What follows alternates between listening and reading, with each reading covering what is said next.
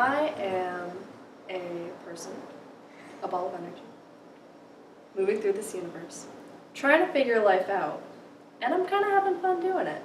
Learning a lot in the process.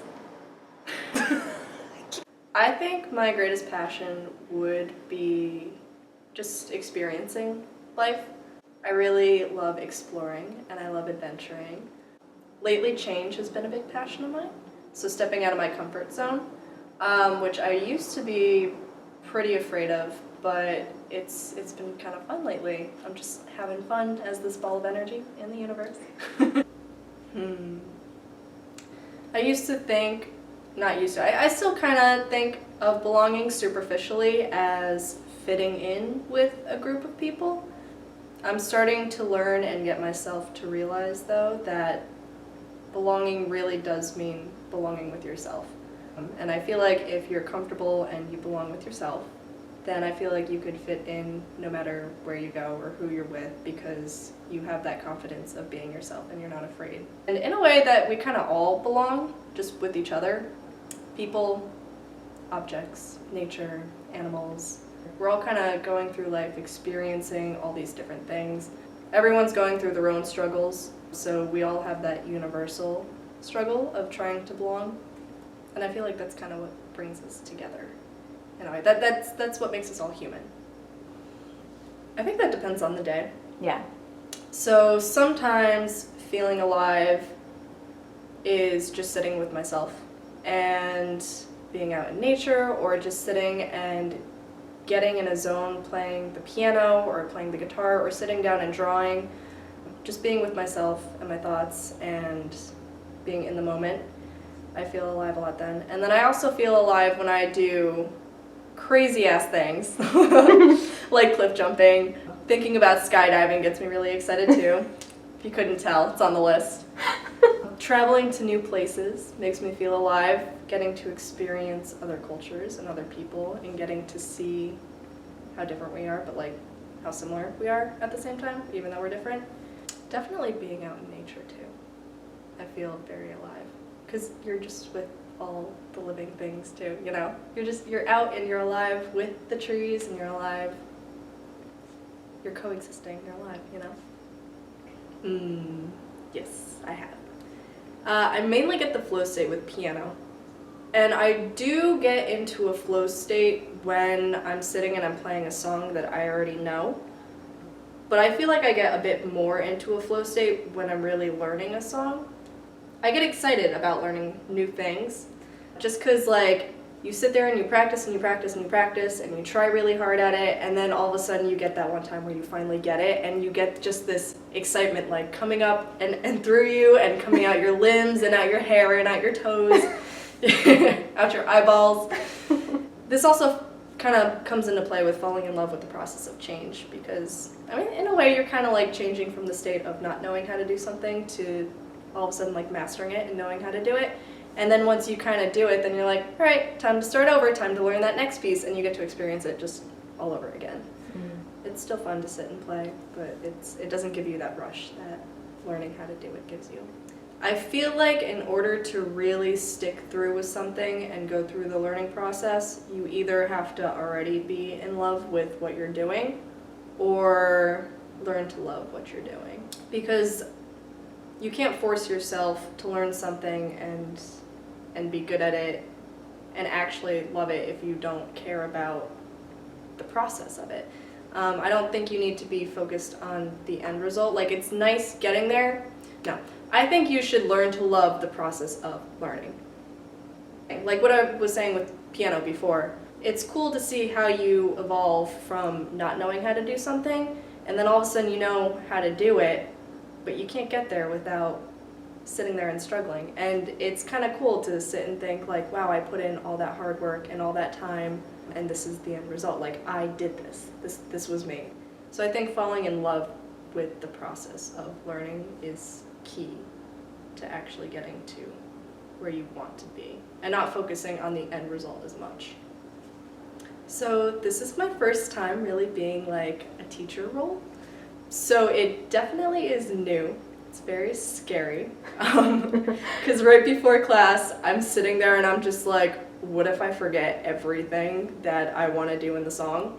And I find that the more I worry about it, the more I overthink it, and then I get up there, and then that's when I start to space out. But sometimes, like, if I just kind of go into it and I'm like, you know, people are here to take my class.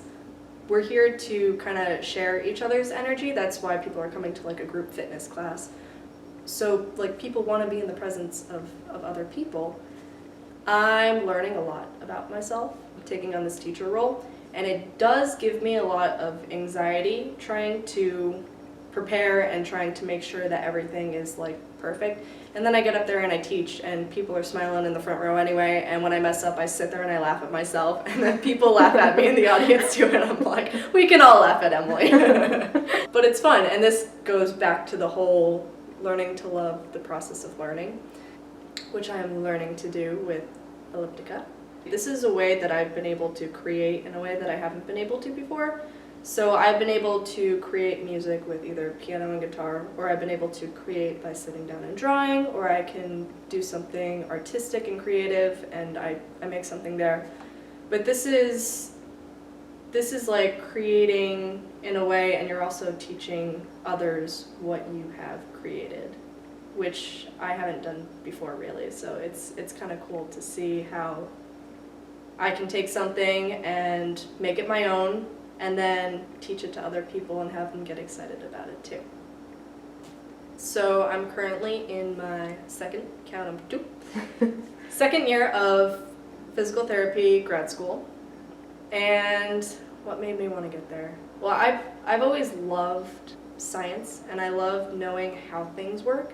And I have this fascination with wanting to know how everything works, like the nitty-gritty details of how everything works. Not just like exercise and human body, but even just like the physics of the laws of nature, and like how all the energies come together, and how people think and how they work, and how everything just kind of fits together and plays a role in creating this life that we live.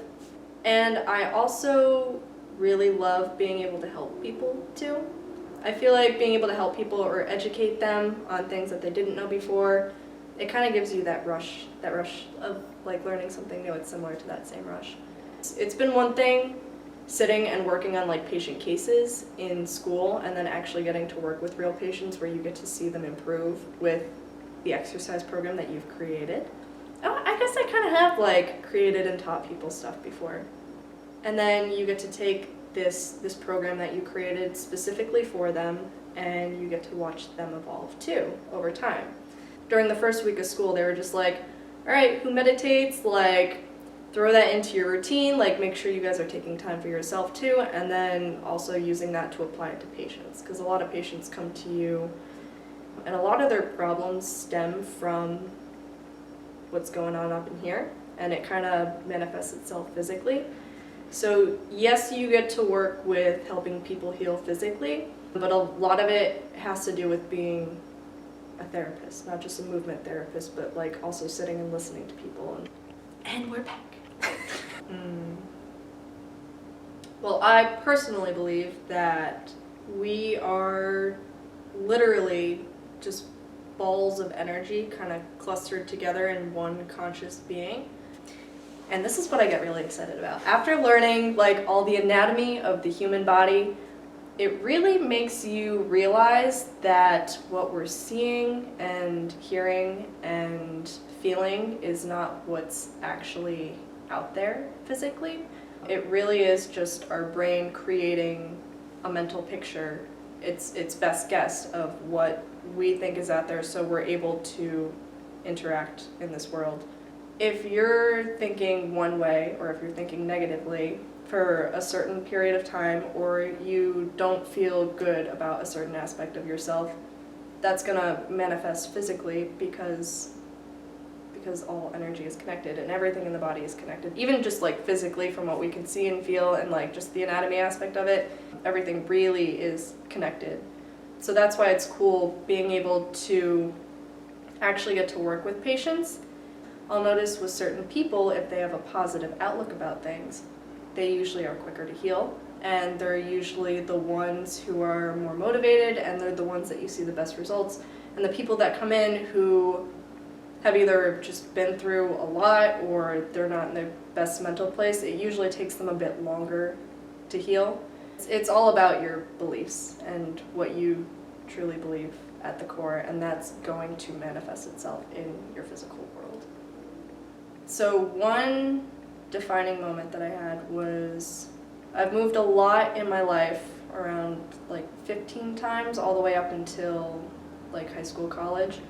And the final move that we made was kind of like a rough transition. So I had gotten used to being in the high school system that I was in. I was there for a few years, and I like started to make friends, and I started to get closer with people. And then all of a sudden around Christmas break, we moved up to Harlington. And I got like super depressed, I got super down, and I feel like it was kind of important to hit that low, just because it gives you a lot of clarity and understanding about yourself, and you learn so much about yourself, and then you learn to be appreciative of every little thing that comes your way. And then once I was able to bring myself out of that kind of low, I feel like I was a completely different person, and it was from that point on that I developed this mindset of, if I can get through that, then I can get through anything else, because I thought I was never going to get out of that. Like, in the moment I was sitting there and I'm just like, this is how I'm going to be forever. Well, it probably was a gradual process, but it feels like it kind of hit me overnight, where I was just like, this is not who I am. Like, I need to get through that. So I feel like if I was able to get out of something that I thought I would never be able to get out of, then I really can take on anything that life throws at me. And that's made me, I think that really kick-started the process of falling in love with change, because you really learn to appreciate all the moments that you do go through, good or bad. And you can't go through those moments without that change transition period. For mine, that's really when I started to get into my spirituality. I started to get into, I think it was lucid dreaming that was kind of the Kickstarter, and it kind of opened up this whole world of like, what else is really out there? Like, what have I not discovered yet? And then I started looking into like auras, and then my aunt like brought up witchcraft for a while, and I'm just like, this is like a whole other world. So I kind of like played around and I saw what I could find, and then I finally kind of settled into myself, where I kind of established that baseline spirituality. And I really, it's been growing ever since then. That was really the point where like my spirituality developed. So I feel like for me personally, spirituality has played a big role, and knowing that every situation is temporary, knowing that everything that we do, every interaction that we have, every experience that we have is meant to be a learning process. I feel like as long as you come to terms with, I'm going through this for a reason, I'm supposed to be learning a valuable lesson from this, whether you want to relate it to spirituality or whatever you want to relate it to. I feel like keeping in mind just knowing that you're going through what you're supposed to be going through to make you the person that you're supposed to be, to play whatever role that you need to play in this world.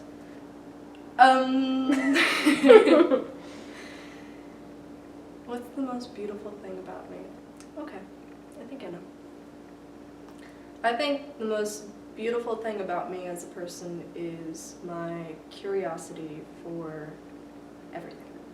So whether it be how the world works, whether it really makes me want to understand how other people work too, and it helps me connect with other people. I get curious about where other people are coming from too, like their standpoint as well. And it really helps me put myself in their situation, which allows me to have patience and understanding with everybody that I meet. And it allows me to kind of interact with whomever may come my way without judgment.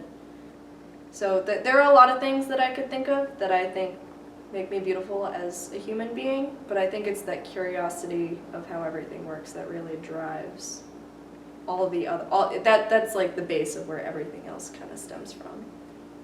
And even just being a person and being able to interact with everybody in the world, I think is a pretty beautiful thing in itself too.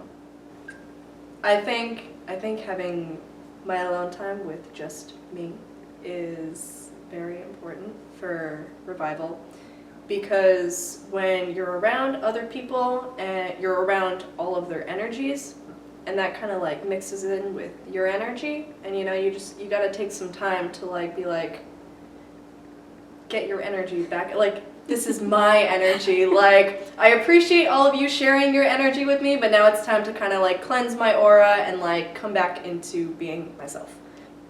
So that it could be anything that I'm doing with myself.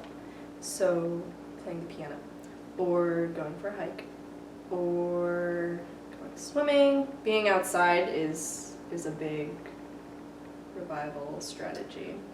When you're alone, it really is like a cleansing process. It's like hitting the reset button. You kind of give your mind a break, time to relax, which is very important, especially in our society where everything is like go, go, go, go, go. I need to be productive, I need to get this done. When you have time to yourself, you can kind of just forget about the whole like go, go, go mindset of our society, and I feel like I can do whatever I feel like I need to do, and I don't have to be concerned about what others want to do.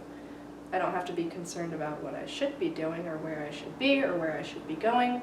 I can just sit with myself and do whatever I feel like I need to do in that moment. And that's a very freeing feeling.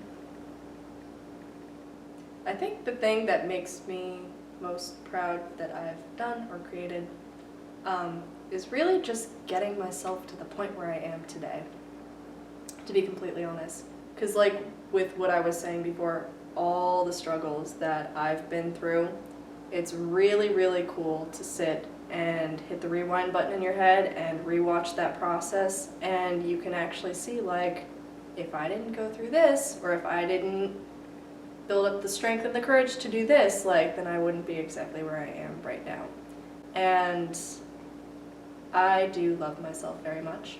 I'm very appreciative of who I am and who I've turned out to be. And I'm proud that I have just made it this far in life, and I'm proud that I can say I'm proud of myself, you know? Don't take life too seriously. I think that's a big, big thing. So just have fun with life no matter what you do, no matter who you see, where you go, what you experience, like, enjoy it. Even all the bad parts, even all the crappy parts, just be appreciative of everything that you go through. And learn to love the process.